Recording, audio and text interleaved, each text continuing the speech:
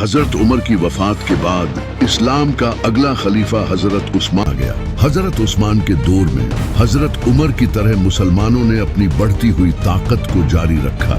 مسلمانوں نے ایجپٹ کو فتح کرنے کے بعد نارتھ افریقہ پر بھی رومن امپائر کا کنٹرول کمزور کر دیا۔ عبداللہ بن سعد رضی اللہ تعالیٰ عنہ فوج کے ساتھ افریقہ میں انٹر ہوئے اور وہاں کے رومن دستوں اور لوکل قبیلوں سے مقابلہ کیا اور ان تمام حصوں کو فتح کر لیا۔ اس کے علاوہ مسلمانوں نے سینٹرل ایشیا کے کئی علاقے جیسا کہ خراسان، ٹرانسوکسیانا، ازبیکستان، تاجکستان اور قزاقستان فتح کر لیے اور آج کے پاکستان کے صوبے بلوچستان اور سندھ کو بھی فتح کر لیا۔ لیکن ایک دن حضرت عثمان کنویں کے پاس بیٹھے نبی صلی اللہ علیہ وسلم کی انگوٹھی کے ساتھ کھیل رہے تھے جو کہ ان کے ہاتھ میں تھی۔ یہ انگوٹھی پہلے حضرت ابو بکر، پھر حضرت عمر اور اس کے بعد حضرت عثمان کو ملی تھی۔ جب حضرت عثمان اس انگوٹھی سے کھیل رہے تھے تو وہ انگوٹھی غلطی سے ان کے ہاتھ سے کنویں میں گر گئی اور اس دن کے بعد سے مسلمانوں میں فتنے شروع ہو گئے۔ حضرت عثمان نے پورے کنویں کو خالی کروایا لیکن وہ انگوٹھی نہیں ملی۔ حضرت عثمان رضی اللہ تعالیٰ عنہ نے کچھ بہت ہی برے فیصلے لیے۔ انہوں نے اپنے رشتہ داروں کو نوازنا شروع کر دیا، جیسا کہ حضرت عثمان نے اپنے سوتیلے بھائی عبداللہ بن سعد کو ایجپٹ کا گورنر بنا دیا اور معاویہ کو سیریا کا گورنر بنا دیا۔ یہاں تک کہ انہوں نے اپنے ایک اور سوتیلے بھائی ولید بن عقبہ کو کوفہ کا گورنر بنا دیا، جس نے ایک دن شراب پی کر نماز پڑھائی۔ اس طرح حکومت میں ایسے بہت سے گورنر آ گئے تھے جو کہ ایماندار نہیں تھے اور مال کو صحیح طریقے سے خرچ نہیں کرتے تھے۔ جب امام علی علیہ السلام کو اس کا پتہ چلا تو آپ نے نبی صلی اللہ علیہ وسلم کی لکھی ہوئی ایک تحریر حضرت عثمان کے پاس بھیجی اور کہا کہ آپ اپنے گورنر کو اس تحریر کے مطابق مال تقسیم کرنے کا حکم دیں۔ حضرت عثمان نے آگے سے کہا کہ مجھے اس کی کوئی ضرورت نہیں، لیکن جو ان سب سے بڑی غلطی حضرت عثمان نے کی وہ یہ تھی کہ انہوں نے ایک ایسے انسان کو واپس بلایا جسے نبی صلی اللہ علیہ وسلم نے سالوں پہلے نکال دیا تھا اور اس پر اور اس کے باپ پر لعنت کی تھی۔ اس کا نام تھا مروان۔ یہ حضرت عثمان کے چچا کا لڑکا تھا۔ حضرت عثمان نے اسے نہ صرف واپس بلایا بلکہ اسے اپنی ایک بیٹی بھی دے دی۔ مسلمان حضرت عثمان کے ان فیصلوں کو لے کر بہت غصہ ہوئے اور وہ ان کے خلاف بولنے لگے، یہاں تک کہ عمار ابن یاسر، حضرت عائشہ اور محمد بن ابی بکر رضی اللہ تعالیٰ عنہ جیسے بڑے اصحاب حضرت عثمان کے خلاف کھڑے ہو گئے۔ اسی طرح حضرت عثمان نے ایجپٹ کا گورنر اپنے بھائی عبداللہ بن سعد بن ابی سرا کو لگا رکھا تھا، لیکن ایجپٹ کے لوگ اس سے بالکل بھی خوش نہیں تھے۔ تو محمد بن ابی بکر جو کہ امام علی علیہ السلام کے بیٹے تھے، وہ ایجپٹ کے کچھ لوگوں کے ساتھ حضرت عثمان کے پاس آئے اور ان کے بھائی گورنر کی شکایت کرنے لگے۔ حضرت عثمان نے کہا کہ میں اپنے بھائی کو گورنر ہٹا کر نیا گورنر لگاؤں گا۔ تو حضرت عثمان نے انہیں سمجھا کر واپس بھیج دیا۔ جب محمد بن ابی بکر واپس جا رہے تھے تو راستے میں رات کے وقت انہوں نے دور سے گھوڑے کو دوڑتے ہوئے سنا۔ محمد بن ابی بکر امام علی علیہ السلام کے بیٹے تھے اور بہت ہوشیار تھے۔ انہوں نے اپنے ساتھیوں کے ساتھ اسے پتہ چلے بغیر پیچھا کیا اور پکڑ لیا۔ جب اس کی تلاشی لی گئی تو اس سے ایک خط وصول ہوا جس میں لکھا تھا کہ جیسے ہی محمد بن ابی بکر ایجپٹ پہنچے اس کا قتل کر دو۔ لیکن یہاں بہت بڑا ٹوسٹ ہے، یہ خط حضرت عثمان نے نہیں بلکہ مروان نے بھیجا تھا۔ حضرت عثمان نے تو خط لکھا تھا کہ میرے بھائی کو گورنر ہٹا کر محمد بن ابی بکر کو لگا دیا جائے، لیکن مروان نے خط کو چینج کر دیا کیونکہ یہ حضرت عثمان کا وزیر تھا اور اس نے اس خط میں لکھ دیا کہ محمد بن ابی بکر جیسے ہی ایجپٹ پہنچے اسے قتل کر دیا جائے۔ لیکن محمد بن ابی بکر اور ان کے ساتھیوں کو لگا کہ یہ خط حضرت عثمان نے بھیجا ہے انہیں جان سے مارنے کے لیے۔ تو محمد بن ابی بکر اپنے ساتھیوں کے ساتھ واپس مدینہ آئے اور انہوں نے حضرت عثمان کے گھر کو گھیر لیا اور ان کا کھانا پانی بند کر دیا۔ حضرت عثمان نے کہا کہ میں نے یہ خط نہیں بھیجا، لیکن ان کی بات کا کسی نے یقین نہیں کیا۔ حضرت عثمان کے خلاف ہزاروں لوگ تھے کیونکہ وہ سب ان کے فیصلوں سے غصہ تھے۔ امام علی علیہ السلام یہ مسئلہ پیسفلی حل کرنے کی کوشش کرتے رہے، لیکن مسلمانوں نے ان کی بات نہیں مانی۔ وہ چاہتے تھے کہ حضرت عثمان خلافت چھوڑ دیں۔ तो इमाम अली अलैहिस्सलाम ने अपने बेटे हसन और हुसैन को हजरत उस्मान की हिफाजत के लिए खड़ा कर दिया। लेकिन हजरत उस्मान के रिश्तेदारों में से कोई भी नहीं आया इन्हें बचाने के लिए। कुछ दिनों तक ये प्रोटेस्ट जारी रहा, लेकिन एक दिन कुछ लोग हजरत उस्मान के घर में घुस गए और उन्होंने हजरत उस्मान को शहीद कर दिया। लेकिन आज तक किसी को नहीं पता कि किसने हजरत उस्मान को शहीद किया था।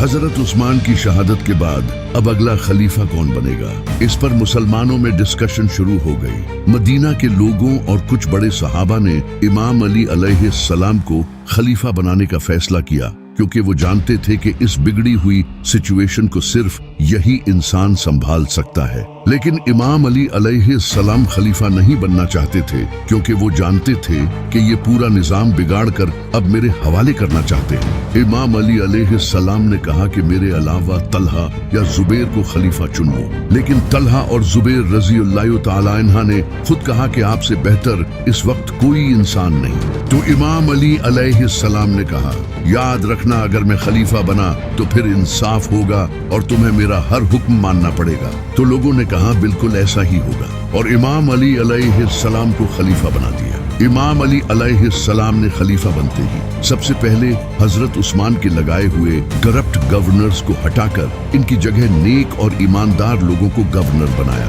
और करप्शन को खत्म किया जो कि पिछले गवर्नर करते आ रहे थे, और खजाने को अच्छे से मैनेज किया ताकि माल ईमानदारी के साथ तकसीम किया जा सके। इस तरह इमाम अली अलैहिस्सलाम इस बिगड़े हुए निजाम को ठीक करने लगे। लेकिन हजरत आयशा, तलहा और जुबैर रज़ियल्लाहु ताला अन्हा ने इमाम अली अलैहिस्सलाम से कहा कि वो हजरत उस्मान के खून का बदला लें। लेकिन इमाम अली अलैहिस्सलाम ने कहा कि मैं पहले इस पूरे निजाम को ठीक कर दूं, उसके बाद मैं खुद हजरत उस्मान के कातिल को पकड़कर सजा दूंगा, क्योंकि उस वक्त सिचुएशन बहुत क्रिटिकल हो चुकी थी, और अगर इमाम अली अभी हजरत उस्मान की शहादत का बदला लेते तो सिचुएशन और ज्यादा बिगड़ जाती। लेकिन हजरत आयशा, तलहा और जुबैर ने इमाम अली अलैहिस्सलाम की बात नहीं मानी और वो बसरा की तरफ रवाना हो गए ताकि वहां से एक फौज लेकर इमाम अली अलैहिस्सलाम के खिलाफ जंग कर सके। इस पर अम्मार इब्ने यासिर रज़ियल्लाहु ताला अन्हा ने एक खुतबा दिया।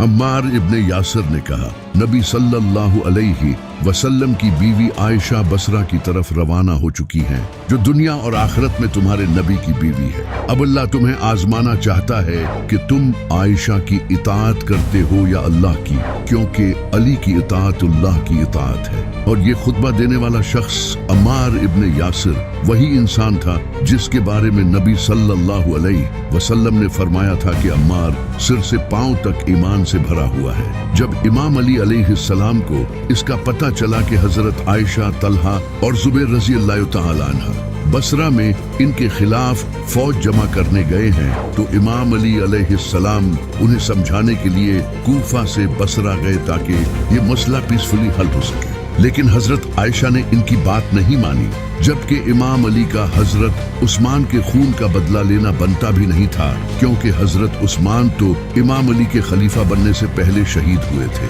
और दूसरी बात ये कि हजरत उस्मान के खिलाफ बगावत हुई थी, न कि किसी एक इंसान ने उन्हें शहीद किया था, और ये भी नहीं पता था कि कातिल कौन है। और तीसरी बात ये कि अगर इमाम अली अलैहिस्सलाम हजरत उस्मान के खून का बदला न भी लेते तो ये भी इनका हक था, क्योंकि खलीफा ऐसा बिल्कुल कर सकता है। लेकिन हजरत आयशा, तलहा और जुबैर ने उनकी बात नहीं मानी, उल्टा उनके खिलाफ बगावत शुरू कर दी, जबकि कुरान में आया है कि अपने अमीर की इताअत करो, और कुरान में अल्लाह ने फरमाया है कि जब कोई मुसलमानों का गिरोह बगावत करे तो इसके खिलाफ क़िताल करो। और जैसा कि नबी सल्लल्लाहु अलैहि वसल्लम ने फरमाया था कि कुरान अली के साथ है और अली कुरान के साथ, तो बस फिर इमाम अली अलैहिस्सलाम कूफा वापस आ गए ताकि इन्हें रोकने के लिए फौज तैयार कर सके। जब हजरत आयशा इमाम अली अलैहिस्सलाम के खिलाफ जंग करने बसरा से निकली तो रास्ते में वो एक मुकाम से गुजरी जहां पर कुत्तों ने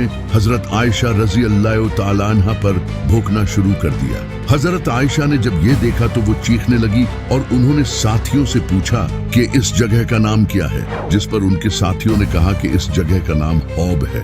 हजरत आयशा रज़ियल्लाहु ताला अन्हा ने कहा कि मैं इससे एक कदम भी आगे नहीं जाऊंगी। मैंने खुद नबी सल्लल्लाहु अलैहि वसल्लम से सुना था कि मेरी उस बीवी का क्या हाल होगा जिस पर हौब के कुत्ते भौंकेंगे, लेकिन हजरत जुबैर ने इन्हें बहला फुसला दिया और हजरत आयशा इसके बावजूद इमाम अली के खिलाफ निकल पड़ी। बसरा के बाहर एक मैदान में इमाम अली अलैहिस्सलाम और हजरत आयशा की फौज का सामना हुआ। जब इमाम अली अपने खेमे में थे तो हजरत जुबैर घोड़े पर इमाम अली अलैहिस्सलाम के खिलाफ तलवार लेकर आपके खेमे के बाहर आए। इमाम हसन अलैहिस्सलाम ने इमाम अली को इसकी खबर दी। इमाम अली ने फरमाया कि मैं खुद जाता हूँ। इमाम अली अलैहिस्सलाम हजरत जुबैर के सामने आए और कहा, जुबैर, तुम्हें वो दिन याद है जब तुम मुझसे प्यार कर रहे थे तो नबी सल्लल्लाहु अलैहि वसल्लम ने फरमाया था, जुबैर, तुम अली से इतनी मोहब्बत करते हो, लेकिन एक दिन ऐसा भी आएगा जब तुम अली के खिलाफ तलवार लेकर खड़े हो जाओगे,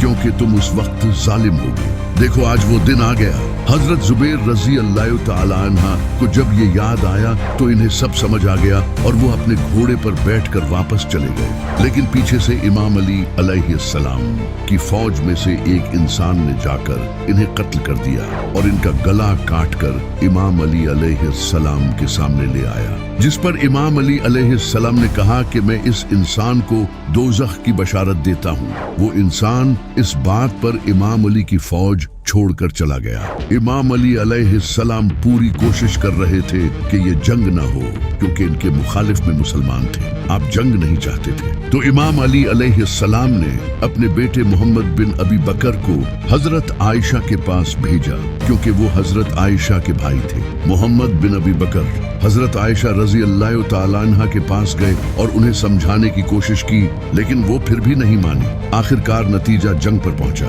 हजरत आयशा इस जंग में एक ऊंट पर बैठकर सामने आई। ये ऊंट बहुत बड़ा और खतरनाक था। इस ऊंट के आसपास लश्कर था जो कि हजरत आयशा के इस ऊंट को प्रोटेक्ट करता था।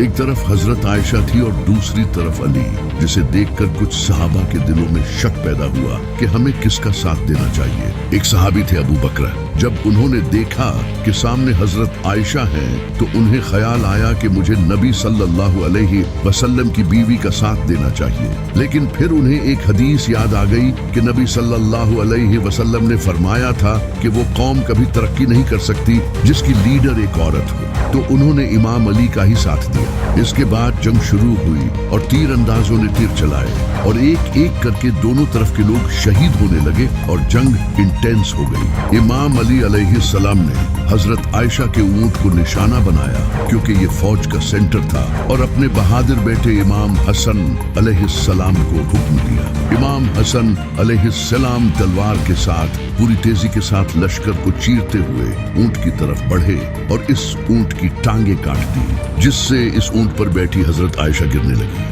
तभी तेजी से एक इंसान घोड़े पर आया और उसने हजरत आयशा को पकड़कर अपने साथ घोड़े पर सवार कर लिया, जिसे देखकर हजरत आयशा के साथी कहने लगे कि अली ने नबी की बीवी की हुर्मत पामाल कर दी। लेकिन जब हजरत आयशा ने देखा तो उस घोड़े पर इनका भाई मोहम्मद बिन अबी बकर था। हजरत आयशा का ऊंट गिरने के बाद हजरत आयशा रजी अल्लाह तआला अन्हा की फौज पीछे हटने लगी, तो इमाम अली अलैहिस्सलाम ने भी अपनी फौज को मजीद खून बहाने से रोक दिया और हजरत आयशा रजी अल्लाह तआला अन्हा को इज्जत के साथ वापस मदीना भेज दिया, क्योंकि नबी सल्लल्लाहु अलैहि वसल्लम ने इमाम अली अलैहिस्सलाम से कहा था कि एक दिन तुम्हारा आयशा से झगड़ा होगा तो तुम बस उसे वापस भेज देना। तो इमाम अली ने ऐसा ही किया। जब इमाम अली अलैहिस्सलाम ने अपने मुखालिफिन की लाशें देखी तो आप रोने लगे और इनकी लाशों को साफ करने लगे, क्योंकि वो सब भी मुसलमान थे। इमाम अली अलैहिस्सलाम ने फरमाया, काश में इस जंग से पहले ही मर जाता तो मुझे आज ये दिन न देखना पड़ता।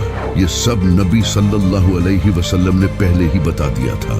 आप सल्लल्लाहु अलैहि वसल्लम ने फरमाया था कि मेरी एक बीवी एक ऐसे ऊंट पर सवार होगी जिसके मुंह पर बहुत बाल होंगे और इसके आसपास बहुत से लोग शहीद होंगे, और आखिरकार ऐसा हुआ भी। इमाम अली अलैहिस्सलाम ने अपने मुखालिफिन की लाशों को भी इज्जत के साथ दफन किया। उसके बाद इमाम अली अलैहिस्सलाम ने बसरा को दोबारा से अपने कंट्रोल में ले लिया और वहां एक नया गवर्नर लगा दिया। जब हजरत आयशा जंग से वापस आई तो उन्होंने आकर अब्दुल्ला बिन उमर को कहा कि तुमने मुझे उस वक्त क्यों नहीं रोका जब मैं अली के खिलाफ जा रही थी। हजरत आयशा रज़ियल्लाहु ताला अन्हा अपनी इस गलती पर सारी जिंदगी रोती रही। कहती थी कि मुझे नबी सल्लल्लाहु अलैहि वसल्लम के साथ दफन न करना, मुझे मेरी सौकनों के साथ ही दफन किया जाए, क्योंकि मैंने नबी सल्लल्लाहु अलैहि वसल्लम की वफात के बाद बहुत बड़ी गलती की है। क्योंकि कुरान में आया है कि नबी की बीवियों